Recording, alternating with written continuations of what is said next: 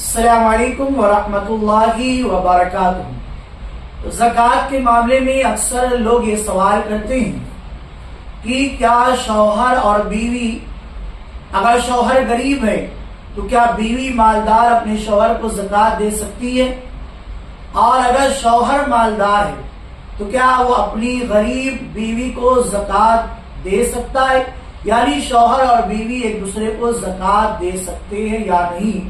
तो आइए इसका जवाब सुनते हैं। लेकिन हमारे चैनल पर आप नए हैं तो चैनल को सब्सक्राइब जरूर करें, वीडियो को लाइक करें, शेयर करें।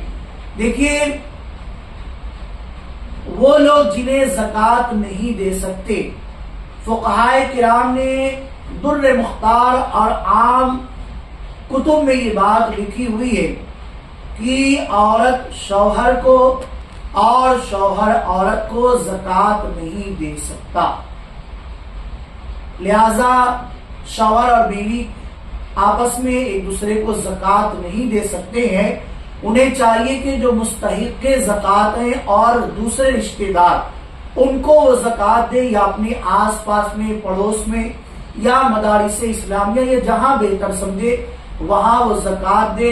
वो अपने बेटी और बेटा को भी ज़कात नहीं दे सकते, वो अपने पोता और पोती को भी नहीं दे सकते, वो अपने नवासा और नवासी को भी, और अपने माँ बाप, दादी दादा, नानी नाना को भी ज़कात नहीं दे सकते हैं।